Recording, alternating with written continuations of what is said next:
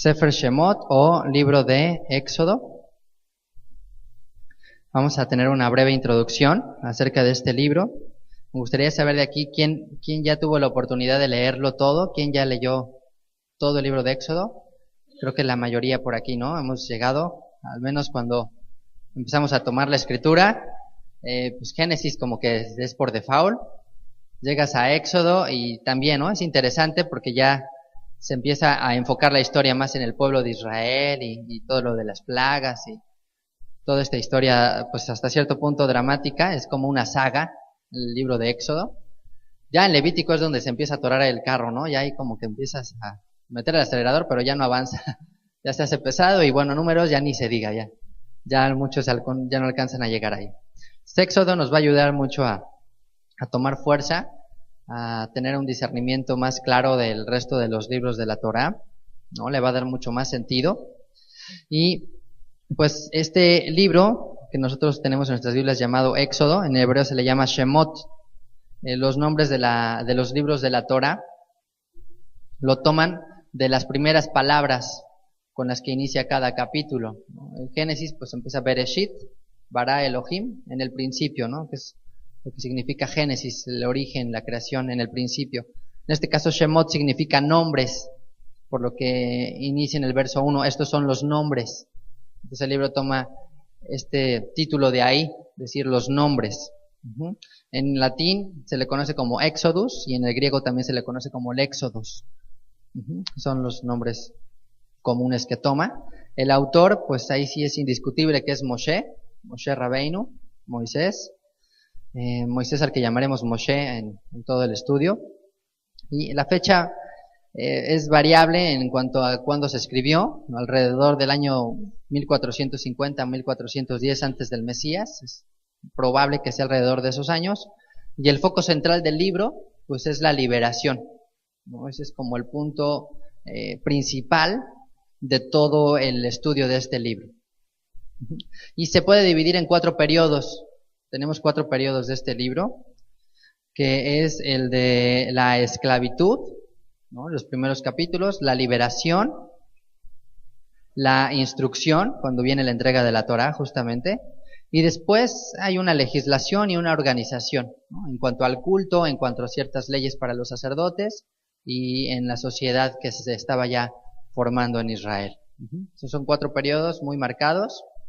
Como les digo, es toda una saga, es toda una aventura este libro.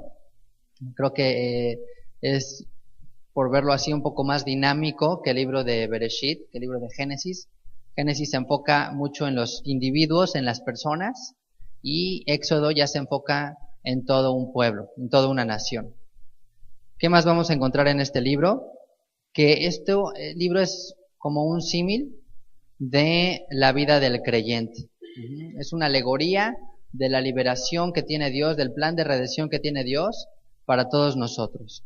Así que vamos a encontrar temas como la esclavitud, ¿no? Una comparación con la esclavitud del pecado, de donde nos liberó el Señor.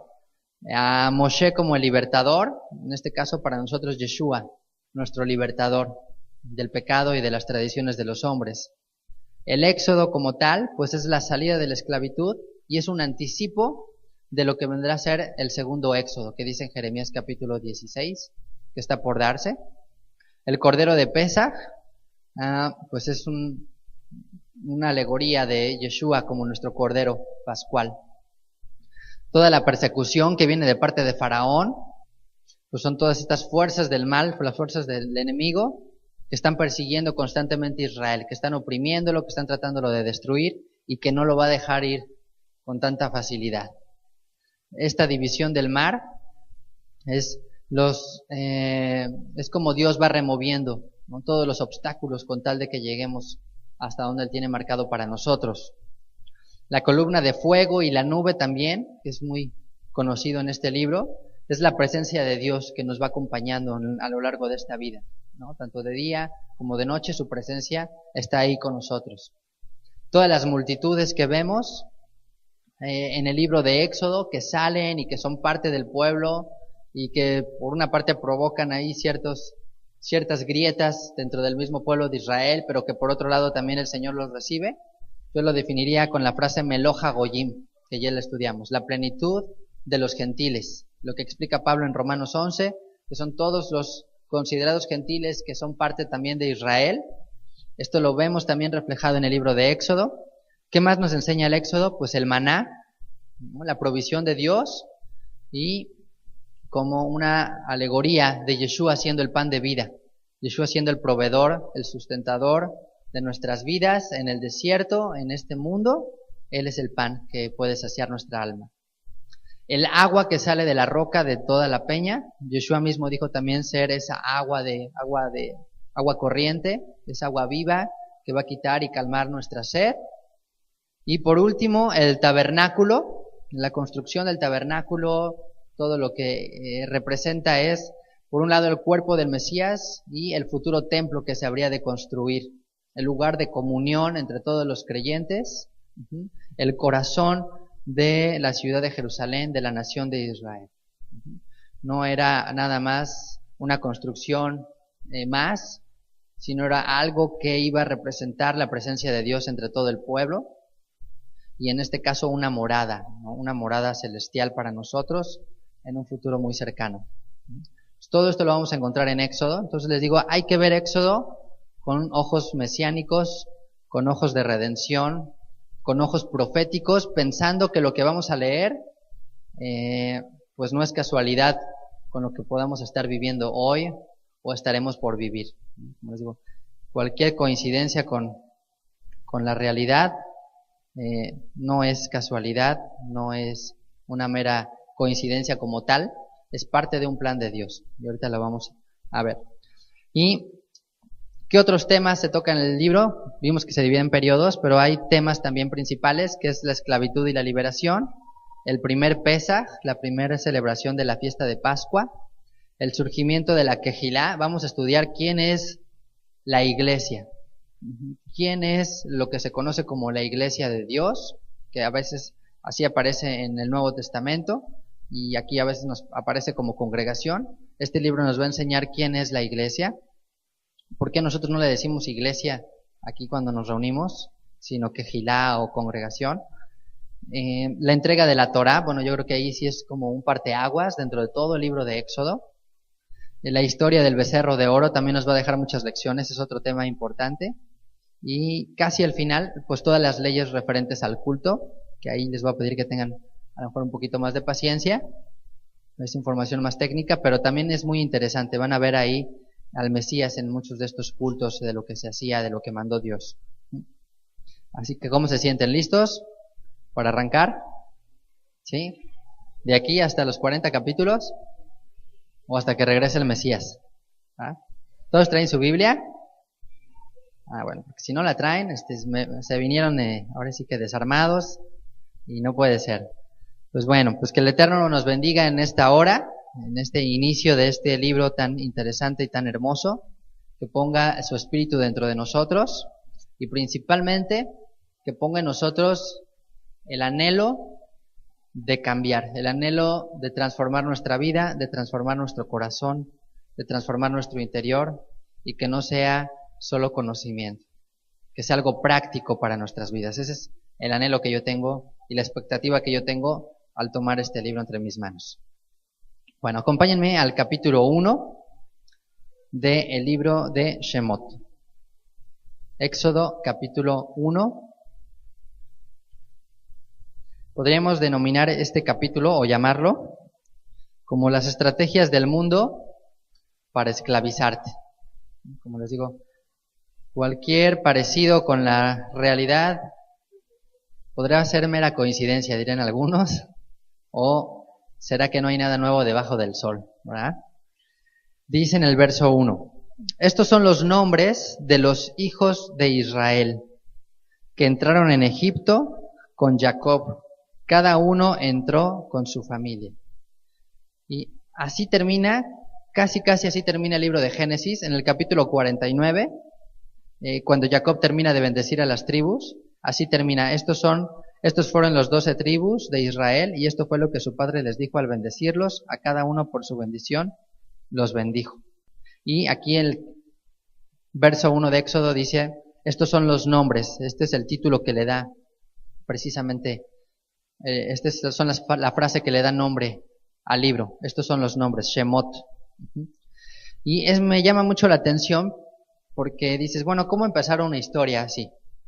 Y pues el Espíritu guió a que esto se escribiera de esta manera, diciendo, estos son los nombres de los hijos de Israel que entraron en Egipto. Así que a Dios no se le olvida un nombre, a Dios no se le va quién eres tú, a veces a nosotros mismos se nos puede olvidar quiénes somos, a qué somos llamados, cuál es nuestra verdadera identidad, pero a Dios no se le olvida quién tú eres. Y en este caso, Egipto va a representar pues la esclavitud del mundo, toda la opresión de este sistema, el estar fuera de casa. Egipto representa el estar en la diáspora, el estar alejado de tu verdadero hogar, del anhelo de Dios de tenernos cerca, y con un propósito importante, un propósito que era el que Egipto fuera como una incubadora, ¿recuerdan? Se los había platicado, el que Egipto fuera como esta bolsa en la que iba a crecer la nación, en la que se iba a desarrollar con un periodo de relativa paz, de tranquilidad, se pudieran unir y entonces ahora sí hacer el llamado para que salieran todos a su verdadera casa, a su verdadero hogar. Pero aunque entraron muchos y salieron más, a Dios no se le olvida, ¿no? Dice que Dios llama a las estrellas por su nombre. Bueno, imagínate esta idea nada más. Si Dios llama a las estrellas por su nombre, si Dios tiene la capacidad de que cada ser humano que Él forma lo hace diferente uno de otro, porque aún los gemelos son diferentes, ¿no? Ya los empezamos a identificar algunos. A mí me cuesta mucho trabajo con Ruth y con Noemí, todavía no los puedo diferenciar, pero sus papás que los conocen bien, ya los diferencian rápido, ¿no? Creo que hasta de espaldas las pueden diferenciar. Imagínense, Dios es capaz de hacernos diferentes a todos, nos conoce a la perfección. El nombre, ¿se acuerdan? Implica la identidad, implica el rol profético, implica quién eres verdaderamente. O sea, ¿qué quiere Dios de ti? Entonces, cuando dice, estos son los nombres de los hijos de Israel, está diciendo, esta es la misión que Dios tiene para estos hijos ahí. Y dice que entraron en Egipto con Jacob, cada uno entró con su familia. No fue de que dijeron, ¿sabes qué? Pues yo me adelanto y ahí me alcanzan en 20 años.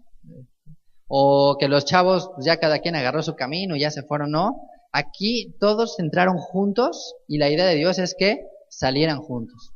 El plan de Dios siempre ha sido la familia. Desde que Dios creó al primer hombre, ya estaba pensando en la familia. ¿Cómo podemos saber esto?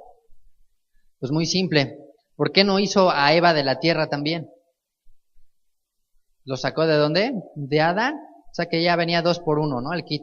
Ya venía integrado, Adán ya venía integrado con su complemento, con lo necesario para formar una familia. Porque una persona solita, pues es difícil que de ahí salga así como una familia. Entonces Adán solito, él empezó a buscar, saber con quién se relacionaba, a ver con quién puede emparentar, y pues llamó a todos los animales sabidos y por haber, y decía, pues con ninguno queda. Ninguno es para mí. Entonces le dijo Dios, qué bueno que ya te diste cuenta, efectivamente, ninguno de esos animales es para ti. Tú nada más cierra tantito los ojos, quédate tranquilo, te tengo una sorpresita, ¿no? Como cuando le dices a alguien, a ver, cierra los ojos, cuando los abras va a haber una sorpresa para ti. Así le dijo Dios a Adán.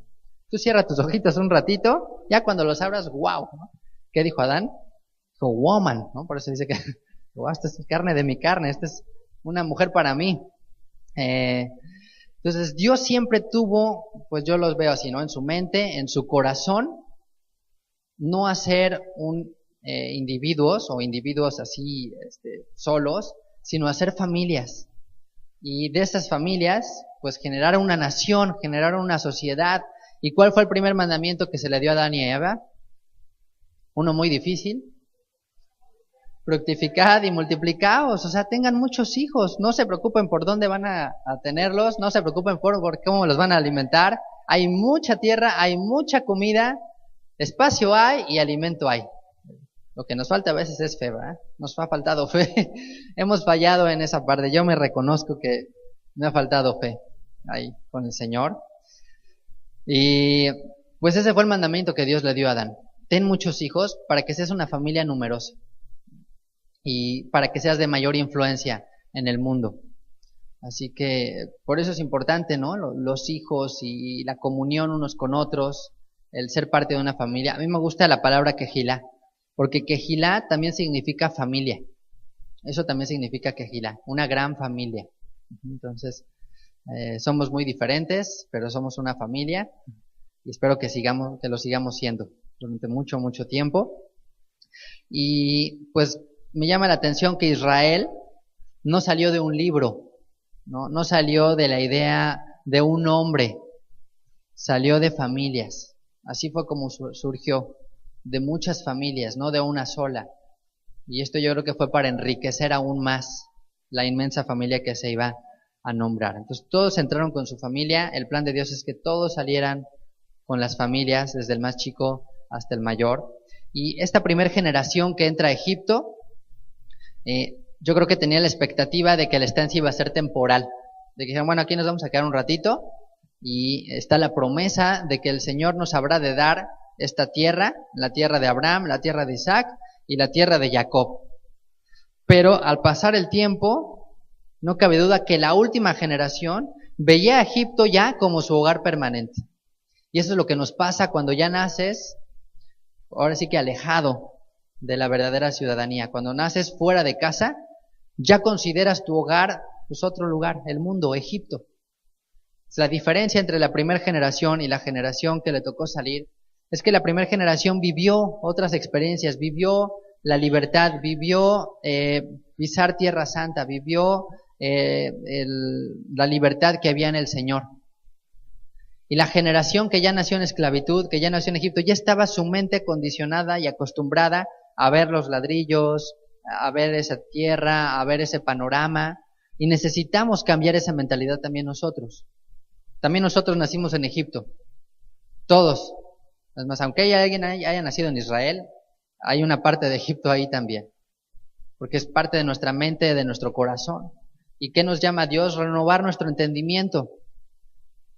Cambiar el chip y darte cuenta que esta no es tu casa. Recordar el llamado de Abraham, Isaac y Jacob, el cual nunca consideraron incluso esa misma tierra como su propia casa, como su propia tierra. Jacob le dijo a Faraón, soy peregrino, soy un extranjero, soy alguien que está todavía en el camino de esta vida.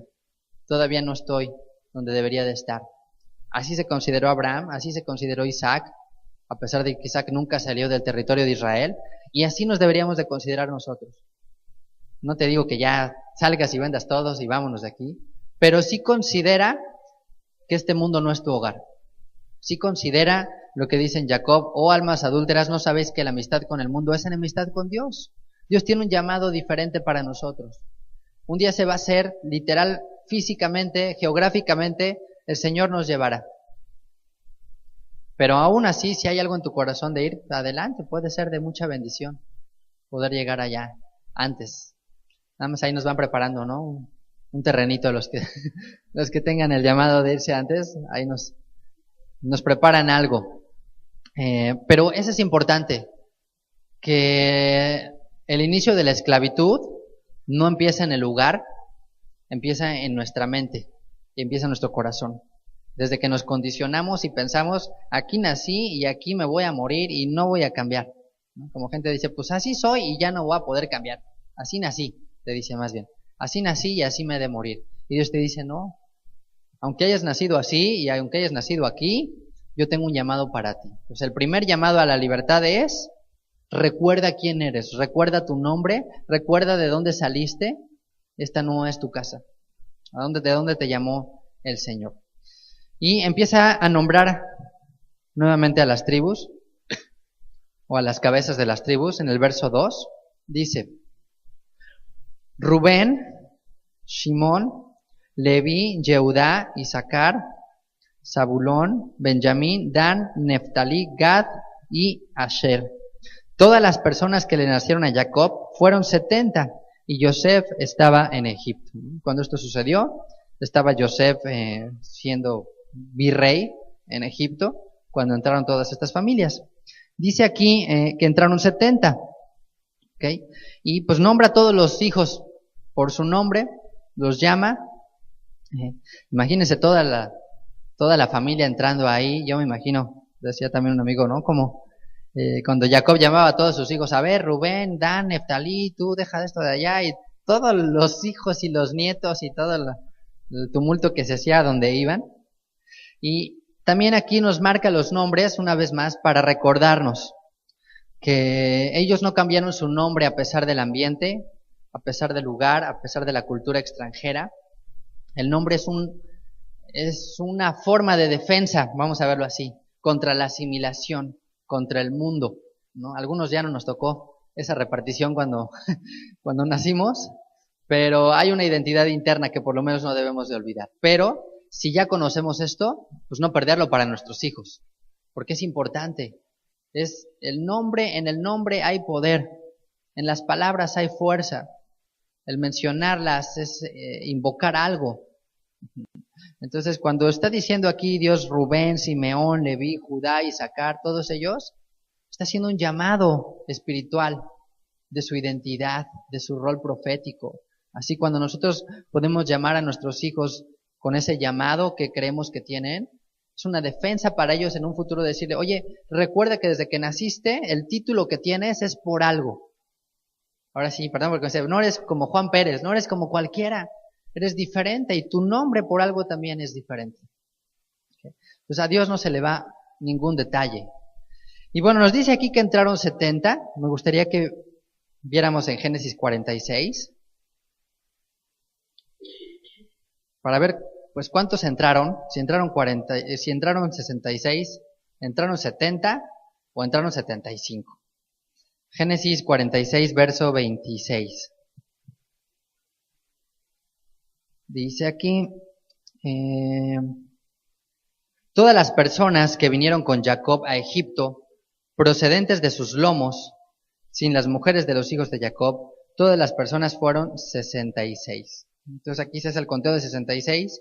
Lo comentamos cuando hicimos el análisis de ese pasaje, excluyendo a Er y Onán, que fueron hijos de Judá que se murieron. Sera también era una hija de, creo que era de Dan. Y los hijos de Joseph se excluyen ahí para dar los 66. Y en el verso 27 dice, y los hijos de Joseph, que le nacieron en Egipto, 2 personas, todas las personas de la casa de Jacob que entraron en Egipto fueron 70. Y bueno, si hacemos el conteo de los hijos de cada una de las mujeres de Jacob, vemos que son 33 de Lea, 16 de Bilha, 14 de Rachel y 7 de Silpa. Perdón, 16 de Silpa, 14 de Rachel y 7 de Bilha. Entonces, total nos da 70 hijos. Pero me gustaría que leyéramos en Hechos 7, verso 9.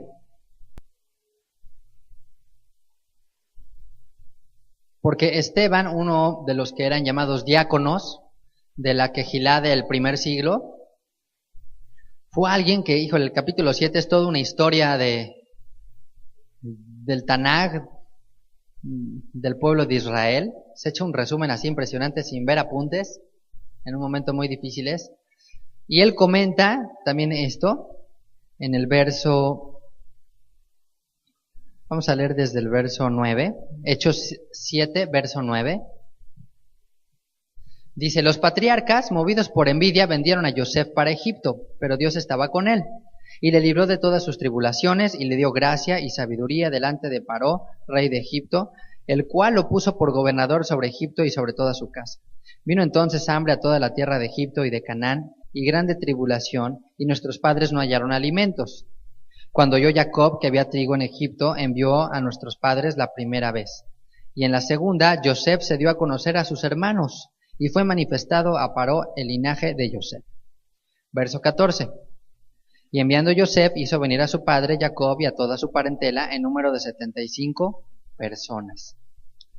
Entonces, bueno, ¿cómo es que Esteban dice aquí que entraron 75 si la Torah nos dice que entraron 70? Entonces, ¿quién creen que tiene la razón? ¿Se habrá equivocado Esteban? ¿Habrá leído mal? ¿Qué pasaría aquí? ya el Brit Hadashah contradice el Tanaj, porque pues Esteban dice que son 75, y aquí en Éxodo acabamos de leer que son 70, entonces se comieron a 5, o como, o le aumentó, le echó de su cosecha, ahí. Porque a veces te pueden decir este pasaje diciendo, mira, ya ves, aquí se contradice, está mal el Nuevo Testamento. Y a veces podemos irnos por la inercia, no, pues sí, es que la Torá no puede estar mal. Porque ¿cómo puede decir aquí que son 70 y acá 75? O son 70 o son 75, cualquiera. Bueno, pues en la traducción que se hizo del griego de la Torá llamada Septuaginta, es una traducción hecha del hebreo y del arameo al griego por 70 rabinos entre el siglo III y el siglo I antes del Mesías. Eruditos se pusieron a hacer una traducción muy fiel sobre todo el Tanaj, sobre todo el Antiguo Testamento. Y en los manuscritos que ellos tomaron, dice aquí en Éxodo capítulo 1 y en Génesis 46, 27, que eran 75 personas las que entraron. ¿Qué nos enseña esto? Y bueno, esto es un poco como breviario cultural, que los manuscritos, y hay más evidencias de esto, que tomaban tanto Yeshua como sus apóstoles, eran los manuscritos hebreos, los mismos sobre los cuales se hizo la traducción de la Septuaginta. ¿Qué quiere decir? Que el Tanaj, que la Torá, que nosotros leemos ya en varias traducciones, incluso en Biblias hebreas, son hechas de pergaminos más recientes, más nuevos, por verlo así, que los que incluso son del Brit Hadashah o del Nuevo Testamento, que estos que se hicieron en la Septuaginta. La Septuaginta se terminó de recopilar por ahí del año 150 antes del Mesías. Entonces fue una traducción que se le consideró muy pura por el hecho de no tener ningún prejuicio en contra de Yeshua. Los manuscritos hebreos que se hicieron después del Tanaj son del año entre el 800 y el año 1100 de nuestra era. Entonces en el año 800 y 1100 se tradujeron o se transcribieron estos manuscritos de los que hoy tenemos pues, gran parte de nuestras Biblias, incluso las Biblias judías. Entonces, paradójicamente, el Nuevo Testamento y los manuscritos del Nuevo Testamento son más antiguos que los manuscritos de la Torá y del Antiguo Testamento. Eso es lo curioso, lo interesante del tema. Y lo interesante es que hay evidencias de que tanto Yeshua como sus apóstoles, los manuscritos que ellos tenían en hebreo, fueron los mismos que se usaron para traducir la Septuaginta. Entonces Esteban, cuando él menciona que hay 75 personas las que entraron, no está tomando los textos masoretas porque no existían, está tomando los textos hebreos de los cuales se usaron para hacer la Septuaginta. O sea, tenían la misma información.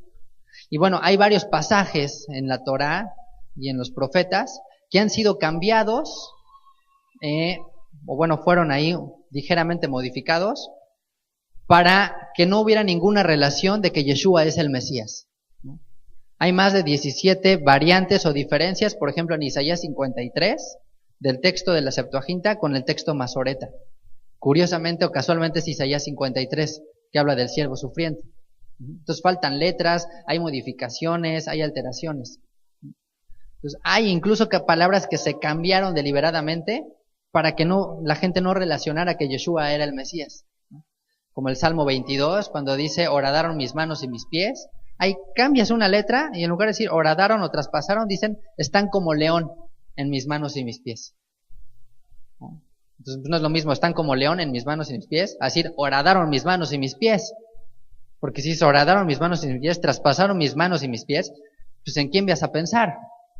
Yo creo que aunque alguien no conozca la Biblia, lo relaciona, dice, oye, pues aquí esto yo creo que tiene algo que ver con Yeshua o con Jesús. Entonces ellos dijeron, no voy a hacer que se me confundan, vamos a hacer un pequeño ajuste. Así que a veces criticamos el Nuevo Testamento o tenemos ciertos prejuicios diciendo que hay monje encerrado y que hay cosas ahí. Bueno, pues también aquí hay, ¿cómo le llamaríamos? Sitsi amarrado o kipá, o no sé cómo le podríamos llamar, pero también hay modificaciones que se hicieron deliberadamente para que esto no coincidiera.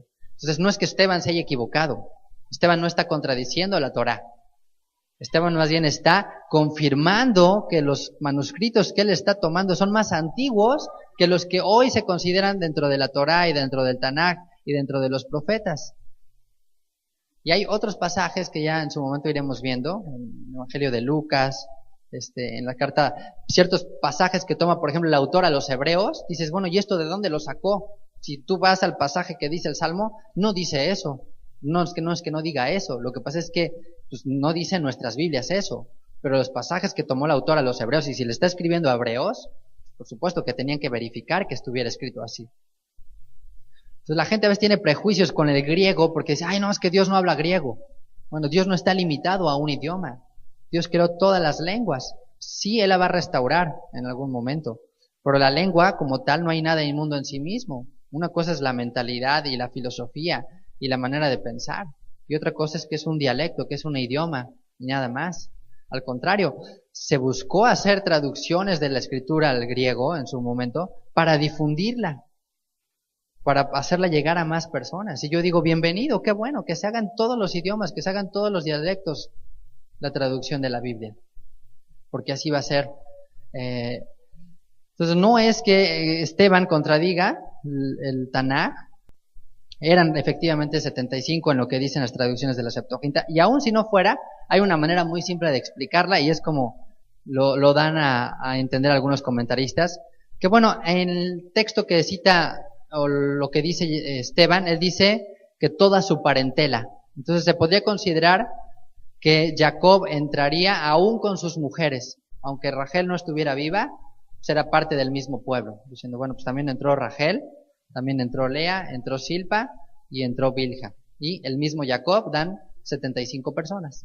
Entonces, aunque no fuera así, aunque pensáramos que hay una contradicción de lo que dijo Esteban, hay una explicación muy lógica y esa es, bueno, son 70 los que dice la Torá, de dónde salen los 5, las 4 mujeres de Jacob y Jacob mismo, que se incluye dentro de estos 75.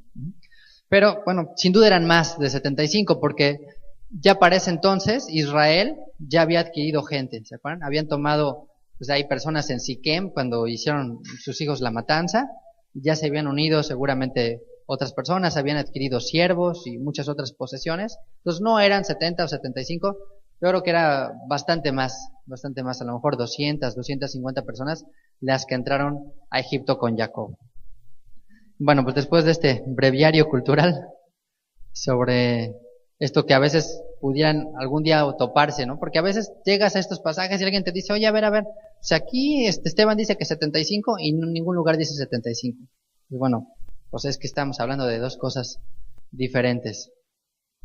Dice el verso 6, y murió Yosef y todos sus hermanos y toda aquella generación, ¿no? Terminó una época pues gloriosa para Israel con la muerte de Yosef y con todos sus hermanos. Dice, y los hijos de Israel fructificaron y se multiplicaron y fueron aumentados y fortalecidos en extremo y se llenó de ellos la tierra. Entonces, explosión demográfica, pum, de repente, órale, se empiezan a cumplir las promesas dadas a Abraham de fructifica y multiplícate y tu descendencia formará multitud de naciones y yo te voy a hacer muchísimas gentes. Entonces se cumple al menos en un solo país, por lo menos en un país lo llenaron. Ya faltaba la misión más grande que es llena toda la tierra. Así como Yeshua les dijo primero a sus discípulos, llenen a Israel de esta doctrina, ¿no? Los acusaron. Dijo, bueno, primero comparten aquí y ya después hasta el último de la tierra. Pues así el plan de Dios con Abraham, primero vamos a llenar un país, y ya que llenamos este país, después vamos a llenar todos los demás países. Entonces empieza a cumplir aquí parcialmente la profecía y las promesas dadas a Abraham, de que se iban a multiplicar ahí en Egipto, ¿okay? Y dice que fueron también fortalecidos, fortalecidos no nada más en el ámbito físico, sino en el sentido de ser unidos, porque la fuerza de Israel está en su unión, está en el mismo Señor. Entonces, a pesar de que había muerto Yosef, a pesar de que habían muerto los primeros patriarcas, ellos eran fuertes, se mantenían unidos, y se llenó de ellos la tierra. Yo creo aquí que ellos no se quedaron en Goshen, en el norte de Egipto, donde se les había asignado esta tierra, sino que se empezaron a dispersar. Como ya no cabemos, o les empezó a llamar la atención recorrer todo el país, y se empezó a llenar todo Egipto de los hijos de Israel. Pues Jacob les dijo, Joseph les dijo, quédense en Gosén nada más, esta es la tierra que nos dieron, pero es muy probable que no hicieron caso y que se fueron por todos lados, cada quien agarró para su lado, y ya al rato había israelitas, hebreos por todas partes. De acuerdo a un comentarista, se cree que 1 de cada 4 ciudadanos de Egipto era hebreo. Me llama la atención el dato y el número porque en alguna ocasión leí un libro sobre la diáspora y sobre el establecimiento de los judíos en la Nueva España, y se llegó a considerar en un inicio que 1 de cada 4 habitantes de la Nueva España era judío, ¿no? Venía de ascendencia directa judía, así tal cual. Entonces dije, bueno, mira, pues, están así como que estábamos a la par en algún momento aquí también, en esta nación, con Egipto, ¿no? Entonces a lo mejor algún día ya también nos saca por ahí el Señor de la misma manera. Entonces, estaba llena la tierra de Egipto de todo Israel, y dice el verso 8. Entre tanto, se levantó sobre Egipto un nuevo rey que no conocía a Joseph. Dice, y dijo a su pueblo, he aquí, el pueblo de los hijos de Israel es mayor y más fuerte que nosotros. Y bueno, es que Israel estaba destinado a ser cabeza, ¿no? Lo llevaba en sus genes. Llevaba en sus genes la primogenitura, el alcanzar el primer lugar, como lo tenía Jacob, el anhelo de su corazón. Como lo tenía Abraham, un hombre que en su generación dijo, yo quiero ser el primero, yo quiero ser diferente, y Dios vio ese corazón, ese anhelo, y lo llamó a dejar todo y ser cabeza, ser un ejemplo de la sociedad, de creer en un solo Dios, de profesar, como les decía, monoteísmo. Entonces, pues fructificaban, se multiplicaban, reconocían que ellos pues eran fuertes, que Dios estaba con ellos, que eran mayores, que eran superiores, que había un espíritu diferente en ellos. Yo quisiera que el mundo nos viera así, que el mundo pudiera decir de nosotros, hay un espíritu en ellos diferente. De acuerdo a la carta a los Hebreos, dice que somos la congregación de los primogénitos, de las cabezas, de los llamados a ser especiales, a destacar entre los demás, ¿no? Y así debería de ser, no deberíamos de ser catalogados como, híjole, los raros, los diferentes, nada más, los que no quieren nada, sino de estos son buenos, estos son especiales, ¿no? Son fuertes en extremo, pasan adversidades y siguen adelante. Eso es lo que deberíamos de inculcarle a nuestros hijos. O sea, decir a nuestros hijos, tú eres Israel, tú eres diferente, tú tienes un llamado a ser especial, a estar en primer lugar. No va a ser fácil, pero ese es nuestro llamado. Y empieza el sutil camino hacia la esclavitud. Cuando se empiezan a dar cuenta de que estos individuos, de que estos hombres, no son como cualquiera. Y dice que se levanta un nuevo rey, un nuevo faraón en Egipto. Posiblemente, de acuerdo a los historiadores, es Ramsés II, y su hijo se le llamaba Menrepta. En el libro de Jasher, se narra con bastante detalle todo este periodo. Se dice que cuando murió Faraón, dejó como tutor a Joseph, le encargó a Joseph, a su hijo, y que al morir este hijo, es decir, el nieto del Faraón, fue este nieto de Faraón el que ya no reconoció a la descendencia de Joseph, ya no le tocó conocer a Joseph como tal, y entonces ya no lo reconoció. Y pues esto es algo que puede pasar. A veces decimos, oye, es que yo hice muchísimo por este lugar, ¿no? Hasta tenía mi placa ahí en la empresa, seguro van a tener consideración de mí. O no, es que mi papá hizo muchísimo por este lugar, o por esta nación, o por esta familia, seguro se acordarán de mí. Y bueno, sí dura la influencia un tiempo, pero también se acaba. Y pasa lo que suele suceder en el ser humano, la ley del rápido olvido, ¿no? Se nos olvida rápidamente las bendiciones, los beneficios, los legados, las herencias de lo que hicimos. Y cosa que no debería suceder. Entonces se levanta este faraón, pues, que no conoce a Joseph, aunque estaban ahí sus testimonios, aunque estaban ahí sus obras, dijo, pues no sé quién será, ni sé quién será su pueblo, y empieza a actuar con malicia, con astucia, empieza a idear un plan. Dice el verso 10, ahora pues, seamos sabios para con él. Fíjense, aquí empieza, les digo, el sutil camino a la esclavitud. Sabios, en otras traducciones, y a lo mejor alguna de ustedes trae, dice astutos. Seamos astutos, es lo que generalmente dice en la Biblia hebrea. Seamos astutos con Él, ¿no? Tengamos malicia. Dijo Yeshua que los hijos de las tinieblas son más sagaces, son más astutos que los hijos de luz, ¿no? Son buenos para andar pensando, para andar maquinando cosas malas, ¿no?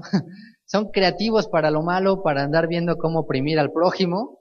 Se les da automáticamente, ¿no? Vamos a reformar, vamos a ver cómo le hacemos para oprimir a la nación.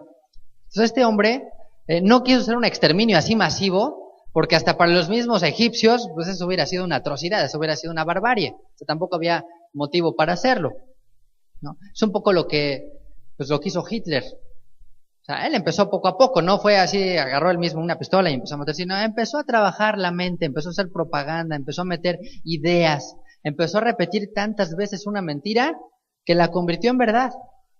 Todos se la compraron, ¿no? Empezó a meter literatura. Si hubiera tenido, yo creo que la tecnología de hoy y los medios de comunicación, hombre, hubiera bombardeado la red y campañas en Facebook y de pago por clic y videos en YouTube, hubiera hecho no sé cuánta cosa. Pero él hizo lo que tenía en su momento. Utilizó su influencia, utilizó pues esa capacidad que tenía de convencimiento para venderles la idea de que el pueblo de Israel era peligroso. Cuídate de ellos, aguas, no te los encuentres en un callejón en la noche, porque sales desfalcado, ¿no? Prácticamente así. Entonces, ya, habían un judío y ya no querían hacer negocios con ellos, ya los empezaron a ver mal. Entonces aquí Faraón empieza a decirle a su corte, empieza a decir a los líderes de esta nación, seamos astutos, vamos a pensar de qué manera detenerlos. Y lo primero que quiso hacer es detener pues el crecimiento demográfico. Si ya no nacen, si ya no tienen hijos, pues se acabó, ¿no? Es como la plaga. ¿Sabes qué? Vamos a cortarla, vamos a detenerla. Lo primero que tienes que hacer es pues que no se siga multiplicando. Ya después vemos cómo la tratas. Pero primero vamos a detenerlo. Ajá. Y me llama la atención porque dice aquí en el verso 10, seamos sabios para con él. No dice, seamos sabios para con ellos. Seamos astutos con todos ellos. ¿Por qué dice con él? Porque le habla en tercera persona, porque Israel estaba unido. Porque Israel era como un solo hombre. No dice, seamos sabios con ellos, sino seamos sabios con él. Porque había una unidad, había muchos puntos en común en todos los israelitas, ¿no? Un solo Dios, una sola fe, ¿no? Una sola familia, unas convicciones firmes. Entonces dijeron, vamos a ser sabios con él. Y yo creo que las raíces del antisemitismo no surgen tal cual del pueblo. Creo que las raíces del antisemitismo surgen primero de las cabezas, surgen primero de los líderes, surgen ahí arriba, ¿no? Es donde se empiezan a drenar de arriba para abajo las ideas y ya después el pueblo es manipulable. Ya después la gente pues se va por lo que opinan los demás, ¿no? Por lo que se transmite y se transmite y se transmite una y otra vez, pues ya la gente empieza a decir, pues yo creo que seguramente es verdad, ¿no? Yo creo que si tanto lo dicen, pues debe de ser por algo y lo empieza a creer. Y pues él les da una razón, como les decía aquí, dice ahí mismo en el verso 10, acontezca que viniendo guerra, él también se una a nuestros enemigos y pelee contra nosotros y se vaya de la tierra. Fíjense, no los querían, pero tampoco querían que se fueran. Entonces, bueno, pues vamos a ver qué podemos aprovecharlos, ¿no? Vamos a sacarles jugo antes de que se vayan, a aprovecharles al máximo, ¿no? Y cuántas veces no ha pasado así en el mundo, y no pasa todavía, de decir, pues seamos astutos. ¿Cómo podemos retener a estas personas aquí? ¿Cómo podemos sacarles este provecho? ¿Cómo podemos, pues ahora sí que disminuirles, pero aprovecharles al mismo tiempo, ¿no? Mermarlos en ciertas cosas, pero beneficiarnos en otras nosotros. Y pues a veces, ¿no? Yo creo que ya cuántos trabajos no hay, que lo único que falta es el código de barras, ¿no? Te dicen ahí ya, o sea, lo único que propiedad de, ¿no? Devuélvase, si no aparecen 30 días, devuélvase a propiedad de tal empresa, ya.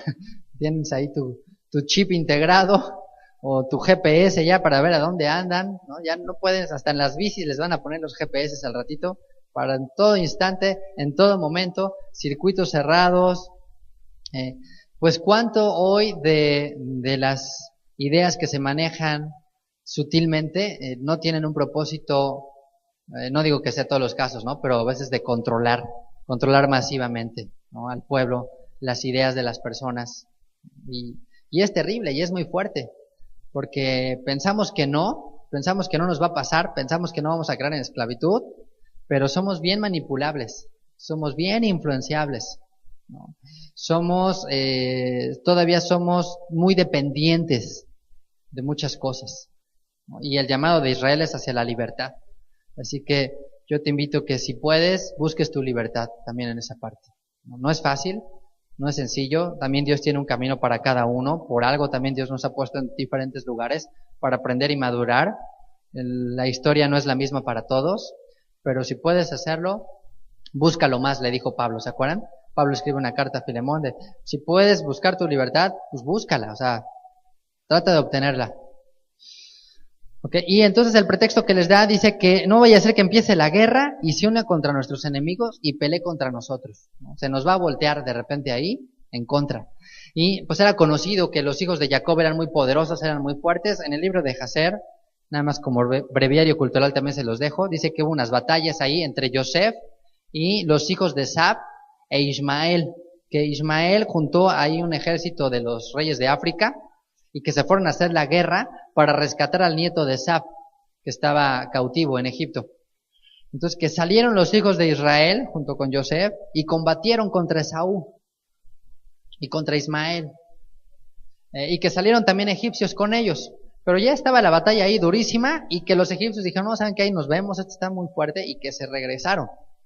Y que solitos los de Israel pudieron contra toda una multitud de edomitas, de toda la gente de Esaú y de todos los ismaelitas.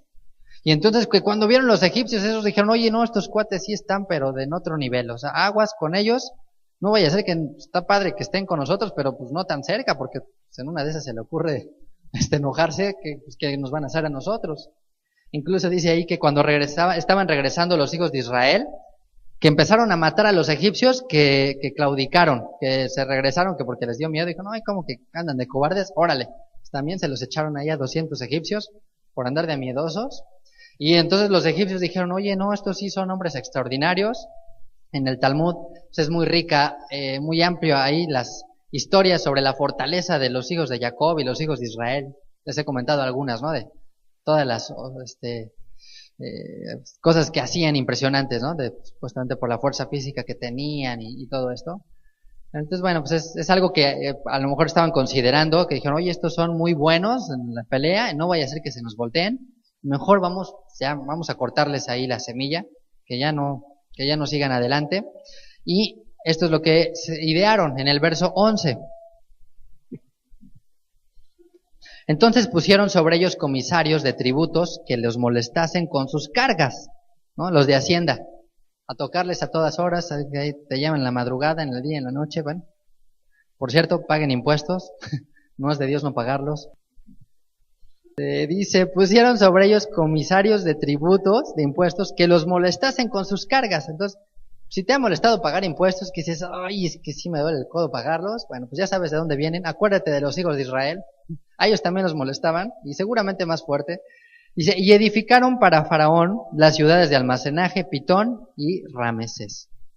Entonces, empezaron a dejar los oficios de pastores a constructores, ¿se acuerdan? Ellos entraron como pastores, y ya ahorita ya están en toda la construcción de lleno. Y un comentarista dice, y es muy probable, ¿no? Pues que al principio no les vendieron la idea de, oigan muchachos, pues vamos a esclavizarlos, ¿qué les parece? No fue así de, los invitamos a la esclavitud, sino que los invitaron en un proyecto, en un futuro mejor, ¿no? ¿Qué creen? Vamos a hacer ya sabemos que no caben aquí, vamos a hacer unas casas nuevas, vamos a hacer una nueva vivienda para ustedes, es una nueva ciudad, todo está maravilloso, es un proyecto de vida fabuloso para todos, ¿no? Vénganse, tráiganse sus familias, no hay problema, todos pueden participar, las puertas están abiertas, sueldos excelentes, prestaciones como nunca antes las vieron, alberca, todo, ¿no? Lo que se te ocurra, ahí lo vas a tener, ¿no? Un futuro mejor. Es lo que te vende el mundo, ¿no? De, no compres una casa, compra un hogar, ¿no? Tú vente a vivir aquí, tú cómprame este producto y ya la hiciste. lo que anhelaste, nada más échate un periodito de 12, 18 meses ahí de estarme pagando, ponte estos grilletes 18 meses sin intereses, no hay problema, ya. Y así, esa es la idea del mundo siempre. Entonces los egipcios invitaron a los hebreos de, ya dejen el ganado, hombre, eso ya es muy arcaico, ya eso de, pues no lo vas a necesitar, hombre. Lo que necesitas es una casa más grande, no vas a caber al ratito, las necesidades van a surgir, piensa pues, en tus hijos, en tus nietos, en todo. Vénganse a construir estas ciudades de almacenaje. ¿Qué implicaba el almacenaje? De prosperidad. Pues aquí va a haber para todos, aquí va a haber abundancia. Todos vamos a estar aquí, vamos a ser socios, les dijeron. Pero después se dice que pues ya de repente llegaban, no sé, 500 a trabajar, 250 hebreos, 250 egipcios, si al ratito ya faltaban como 20 egipcios. Y al ratito ya faltaban otros 30 egipcios. Y al ratito ya estaban solitos los hebreos trabajando. Ya nada más eran los únicos que estaban, ya todos los egipcios ya andaban en otras cosas, ya estaban nada más ahí de peones de trabajo, letándose largas horas. Entonces, ¿qué empiezan a hacer? Impuestos altísimos. Oye, es que te estoy pagando muy bien, pues impuestos altos, porque pues hay que construir y hay que echar un montón de cosas aquí, pues las calles y todo, no se paga solo, hay que pagar impuestos. Entonces, impuestos altos, reducción de salarios, regímenes estrictos y opresivos, horarios extenuantes, empezaron a ampliar los horarios de los hebreos desde que amanecía hasta que anochecía. Trabajo pesado, ya, llegaban a su casa así ya, agotados, porque era lo que querían, que llegaran así a su casa ya, ahora sí que totalmente fumigados, porque lo que no querían es que se siguieran multiplicando. Hay varios que dicen así, ¿quién dice aquí? Yo he llegado así. ¿Quién ha llegado así a su casa? Te puedes identificar con esto, es una estrategia del mundo que está tratando de oprimirnos. Y parece de risa, pero yo creo que esta estrategia, como les decía, era, ¿sabes qué? Pues ya vamos a cortarles la semilla a estos muchachos porque se multiplican y se multiplican. Entonces, pues ya cuando llegaban la esposa ahí anhelando al esposo, ya llegaba el esposo y no, ¿sabes qué, mujer? Ya estoy agotado ya. Ay, mañana, ahí te la debo, ¿no? Ahí para el día siguiente. Y ya no había nada. Y la mujer ahí con las velitas románticas y toda la mesa puesta, la cena, música, todo. Y el marido, pues ya tan cansado, pues ya ni cómo. ¿A qué hora ya? No había ni tiempo.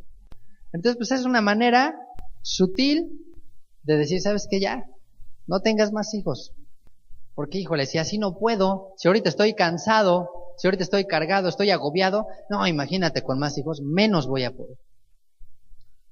Entonces hay un dicho que dice, no, la familia pequeña vive mejor. Fue algo que se usó en los 60 y en los 70 mucho. La familia pequeña vive mejor, decía. Entonces, eso lo que estaba provocando es, la familia pequeña es pocos hijos, no tengas hijos prácticamente. Vive mejor materialismo, porque mientras menos hijos tengas, pues más cosas vas a tener, más cosas materiales puedes tener. Y bueno, pues ¿qué creen? Es que nos la comimos completita, tanto nosotros como nuestros papás. Pero pues hoy las condiciones han cambiado. Tampoco quiere decir ahorita de, ¿saben qué? Váyanse corriendo ahorita y 12 hijos para la próxima semana. No estoy diciendo eso, pero sí quiero dejar claro que el plan de Dios no era ese. El plan de Dios no era ese porque las condiciones no eran esas. Y lo que está tratando de hacer Faraón es, ¿saben qué? Pongámosles cargas pesadas, que lleguen extenuados a casa, extiendan sus horarios, que pasen menos tiempos con sus familias, que estén tan cansados que no puedan pensar en nada, que no deseen otra cosa más que dormir y ya, descansar. Entonces, vamos, antes de exterminarlos, pues vamos a sacarles provecho. ¿Qué hacía Hitler? No les sacaba jugo, pero hasta la piel, ¿no? Jabones, zapatos, todo lo que hacía. A todos los aprovechaba, o sea, de verdad que, híjole. Qué impresionante, ¿no? El uso de la creatividad, de la imaginación, no sé cómo llamarle a esto, para aprovechar eso. Tristemente, el hombre es inventor de males y es peligroso cuando se llega a esto. Pero, ¿qué creen? Pues que no les resultó, ni aún así funcionó, porque Dios invirtió las cosas, dice el verso 12, pero cuanto más los oprimían, tanto más se multiplicaban. Entonces, los oprimían más y pues más salían. Dice, y crecían de manera que los egipcios temían a los hijos de Israel. Decían, bueno, pues esta plaga no la podemos exterminar, o sea, esta no se termina con nada. ¿Cómo los vamos a matar? ¿Cómo los vamos a exterminar? Porque Dios todo lo usa para bien. Así que yo te digo, fortalécete en las adversidades. Lejos de ya tirar la toalla, si sabes que ahí muere ya. ya no puedo más, ya se acabó. Como les decía, tienes dos opciones, o tiras la toalla y dices renuncio, o mejor tomas la toalla, te secas el sudor y sigues adelante. Y lo que Dios hizo aquí es invertir las cosas. Todo obra para bien a los que aman a Dios. Y pues el pueblo tenía un llamado y lo iba a cumplir, y a pesar de la opresión no se iba a rendir. ¿Por qué? Porque es más grande el que está con nosotros que el que está en el mundo. Amén. Dice el verso 13: y los egipcios hicieron servir a los hijos de Israel con dureza. Entonces fueron más duros. Ya veo que sobrevives.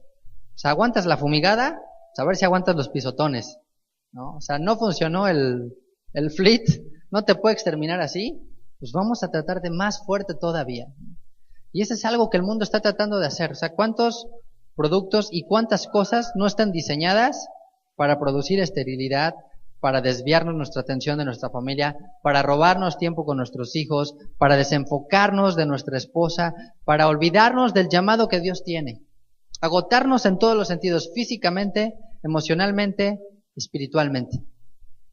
Entonces, cuando no se pudo de esa manera, ya fue más directa la prueba, y ¿a qué llegó? A decir, ok, de constructores a esclavos, sin derechos.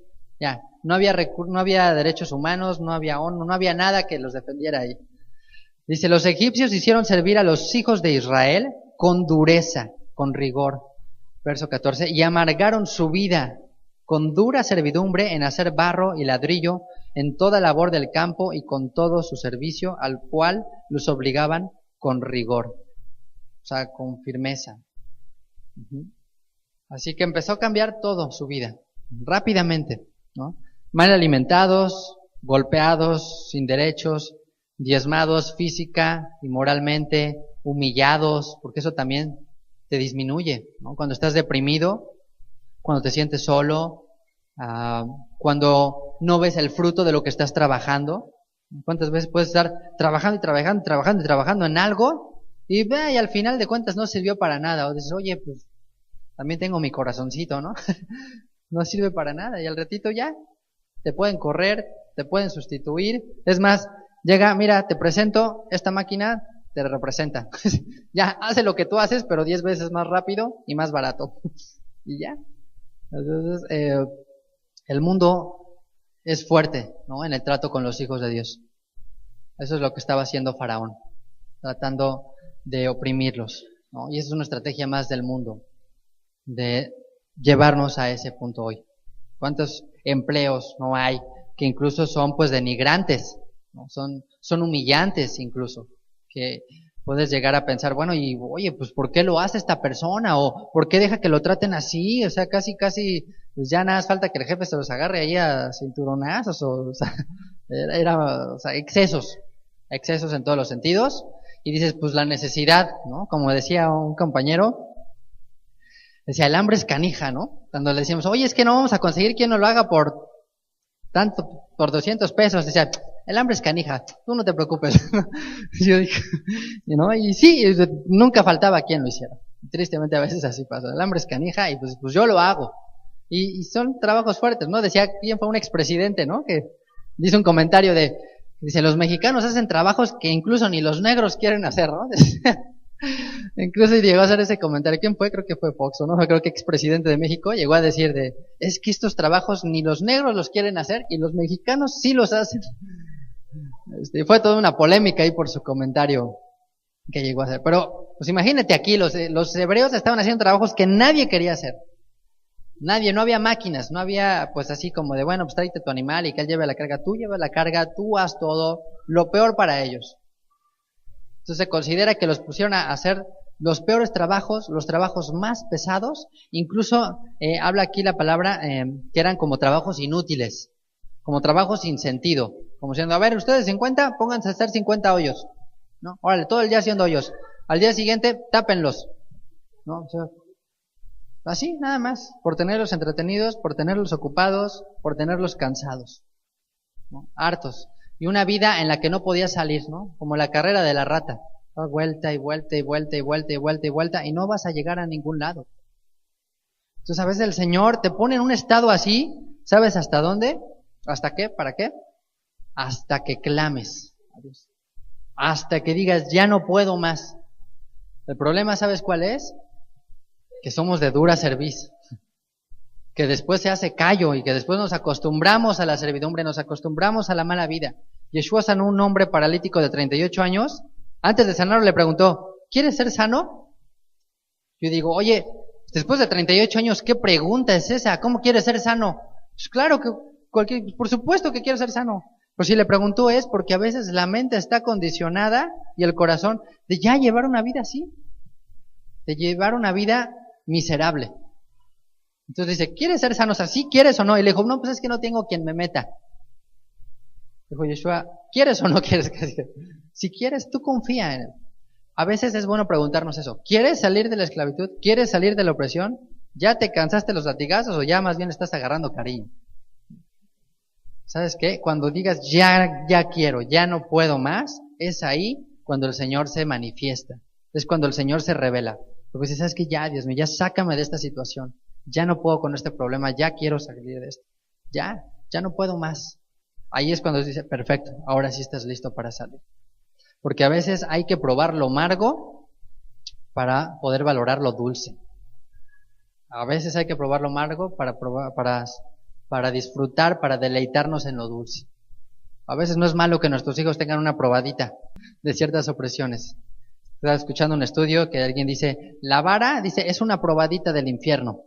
Es una embarradita nada más, para que no le agarre gusto, para que sepa lo que puede llegar a donde puede llegar acá. Entonces es una degustación que le das nada más de lo que es la gehenna.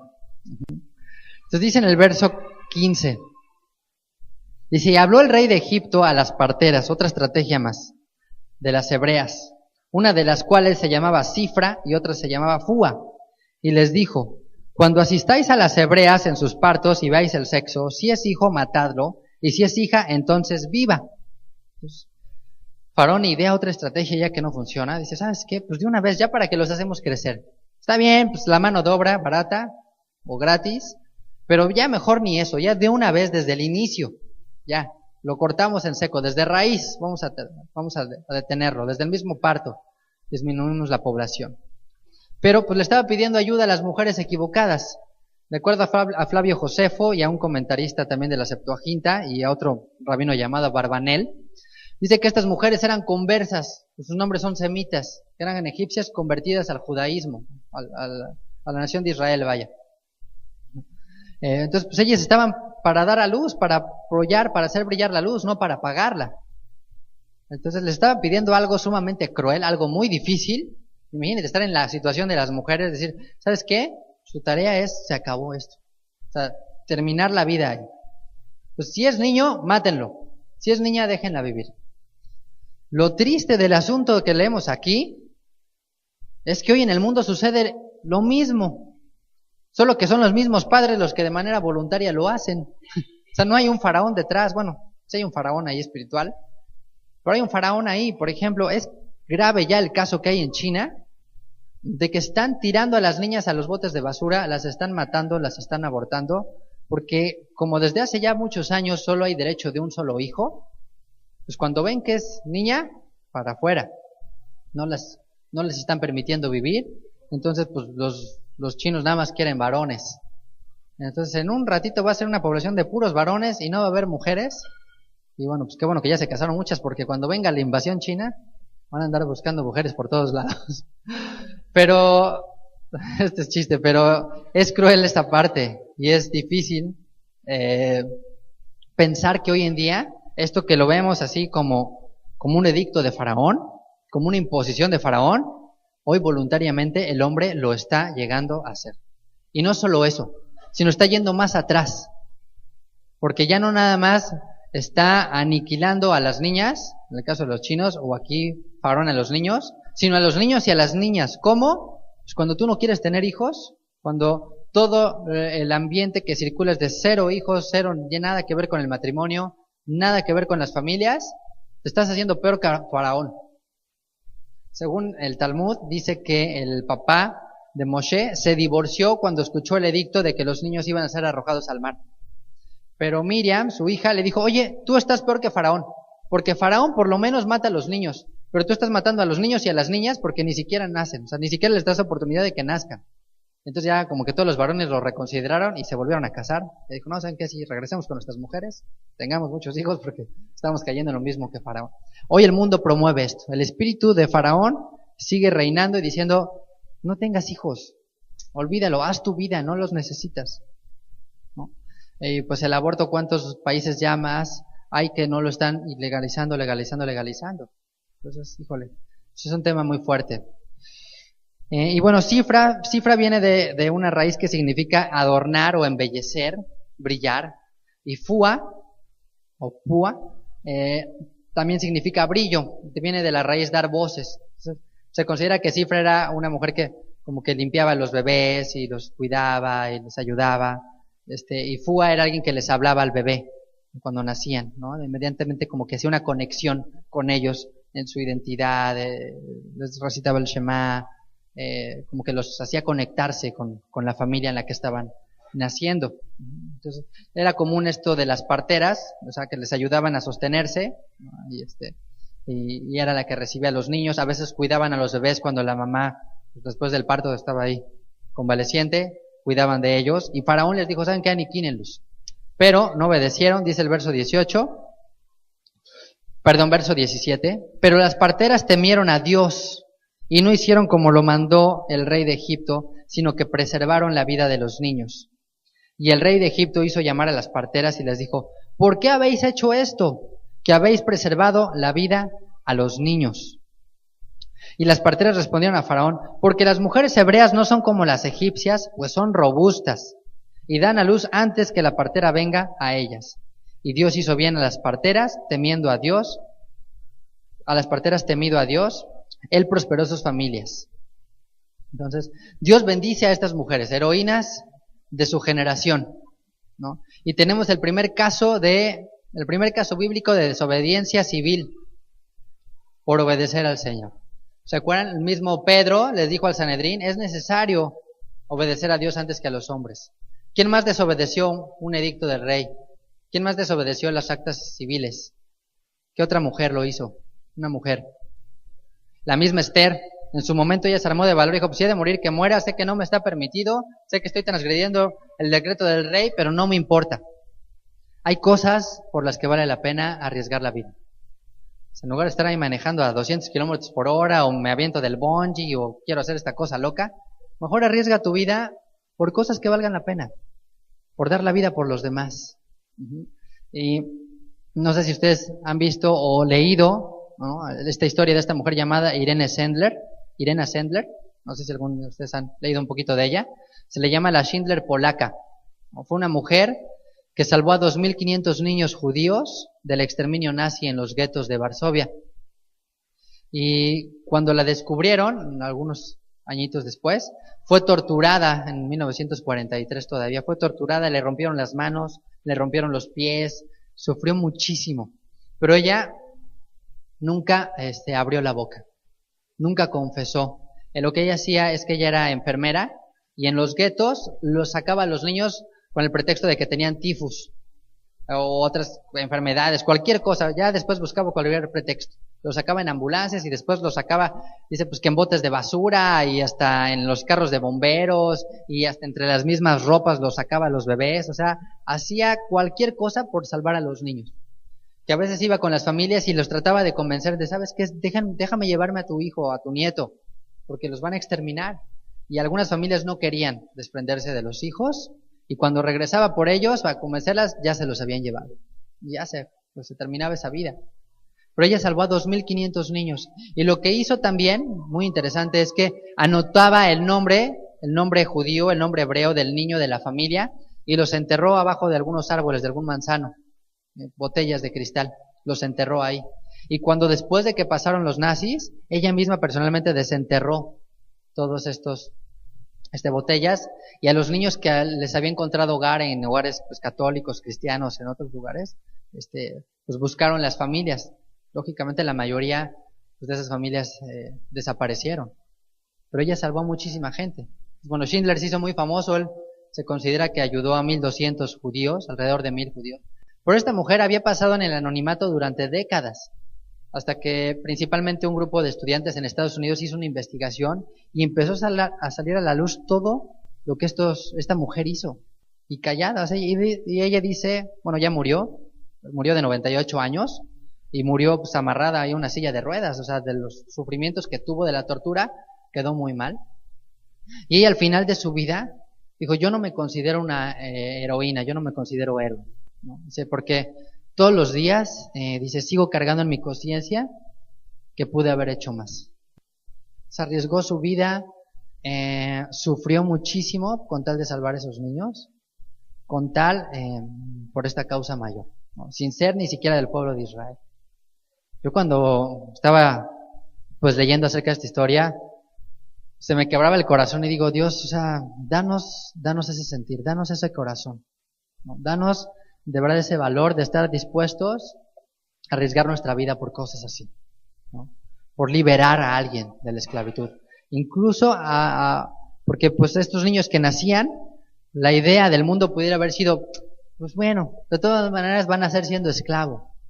Pero las parteras dijeron, no importa, ¿no? Esta mujer dijo, bueno, pues de todas maneras se van a morir, no importa.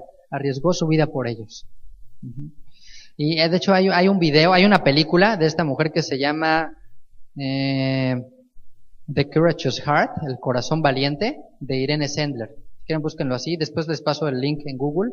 Hay un video como una película como de 1 hora y media, que no se proyectó en cine, pero salió para la televisión. Y es la historia de esta mujer, de cómo salvó a todos estos niños judíos. Y pasó en el anonimato muchísimos años de su vida. Casi nadie la conoce, pero lo que hizo va a quedar de generación en generación. Si quieren, al final les paso el link exactamente. Está con subtítulos en español la película. Y pues así estas mujeres, Cifra y Fua, no son muy conocidas, ahora sí que bíblicamente, como las héroes de la fe, pero a Dios no se le olviden. Y dice el verso 18. Bueno, ya lo leí, ¿no? Que el rey de Egipto les dijo, ¿por qué habían hecho esto? Y las mujeres dijeron, bueno, pues es que son vigorosas. Ahora sí que son pues un poquito como los animalitos de que pues no necesitan a nadie, ellos dan a luz solos, ¿no? No necesitan que les ayuden. Ya cuando llegamos, ya está el bebé ahí, ya se lo llevaron, ya no sabemos nada de ellos. Y dice que Dios bendijo esto. Dios siempre va a bendecir los actos de obediencia a Él. Dios siempre va a bendecir el temor a Dios y no el temor al hombre.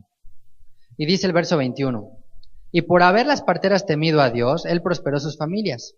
Entonces Faraón mandó a todo su pueblo, diciendo, echad al río a todo hijo que nazca, y a toda hija preservar la vida. Es un favor a Israel, es un favor a Dios. Mateo 25, Yeshua cuenta una historia diciendo, ¿cuándo te vimos desnudo? ¿Cuándo te alimentamos? ¿Cuándo te dimos de comer? El día que lo hicieron por estos más pequeños, por mí lo hicieron. Dijo, venid, entrad, heredad del reino, benditos de mi Padre. Y esa es verdaderamente la Torah. Esa es la esencia de la Torah, dar tu vida por los demás. Eso hizo énfasis Yeshua. De lo que más hizo énfasis Yeshua no fue sobre la aplicación de tal o cual mandamiento, sino da tu vida por los demás, ama a los demás. En esto conocerán que son mis discípulos y tenéis amor los unos por los otros. Nadie tiene mayor amor que el que da la vida por sus amigos. Y estas mujeres ni conocían a estos bebés, ni sabían quiénes eran. Yo arriesgo mi vida por ellos. Y Dios las bendijo. Y se cumple lo que le dijo a Dios a Abraham. Benditos los que te bendijeran y malditos los que te maldijeran. Y Dios no es deudor de nadie. Entonces Dios bendijo a estas mujeres por lo que hicieron. Y Dios va a bendecir a todos aquellos que hagan algo para sus hijos. Sobre todo para los más pequeños, para los más necesitados. Y pues la última estrategia de Faraón. La misma estrategia usada por Herodes, la última estrategia usada por Satanás en Apocalipsis capítulo 12, ¿no? Dice que el dragón se llenó de ira y estaba esperando que la mujer diera luz para devorar a ese hijo, pero la mujer huyó al desierto y el dragón echó aguas y las naciones ayudaron a la mujer. Entonces, tiene que ver con esto, con lo que hizo Herodes y con lo que está haciendo aquí Faraón, decir, ¿sabes qué? Échenlos al agua. Según la tradición judía, dicen que los magos de Faraón le habían ya dicho que habría de nacer alguien, que habría de derrocarlo, que habría de quitarle el trono. que habría pues ahora sí que de traer la ruina a Egipto. Y que el destino de ese niño, pero que el fin de ese niño, de ese bebé, iba a ser por agua. Entonces él dijo, ok, pues entonces vamos a echarlos al río, porque el río Nilo también era considerado un dios. Entonces empezó a teñir de rojo el río Nilo, con todos los niños que empezó a matar y a matar y a matar. Lo mismo que hizo Herodes, una atrocidad, es algo horrible. Los empezó a ahogar a todos, los empezó a matar ahí en el río Nilo. Y pues lo mismo que está haciendo de Satanás, tratar de destruir a nuestros hijos antes de que se fortalezcan, antes de que crezcan. Entonces la estrategia final de Satanás es, ok, pues ya que están más grandes no es tan fácil, pues desde chiquitos vamos a sembrarles la semilla, en su mente, en su corazón, vamos a robarnos sus sueños, vamos a robarles a sus padres, vamos a poner en esclavitud a todo lo que les rodea para que sirvan a Faraón. Así que el Señor nos dé fortaleza y que nos ayude a liberarnos del yugo de la esclavitud, ¿no? El Señor nos ha liberado de la esclavitud del pecado, pero aún falta todavía, ¿no? Aún hay cadenas que romper, aún hay grilletes que abrir, ¿no? Y todos tenemos nuestras batallas, y todos tenemos nuestros faraones que están tratando de oprimirnos. Así que el Dios nos dé fortaleza y que no nos olvidemos que somos Israel, y que somos una familia, y que el Señor tiene preparado para nosotros una gran liberación. ¿Qué es lo que provocó este momento tan fuerte? El clamor a Dios por un libertador. ¿Cuándo creo que va a regresar el Mesías? Cuando su pueblo clame a Él. Cuando su pueblo diga, Señor, ven por nosotros. Señor, ayúdanos. Señor, libéranos. Señor, queremos servirte. Sácanos de aquí. Queremos ir a celebrar contigo. Queremos ir a casa.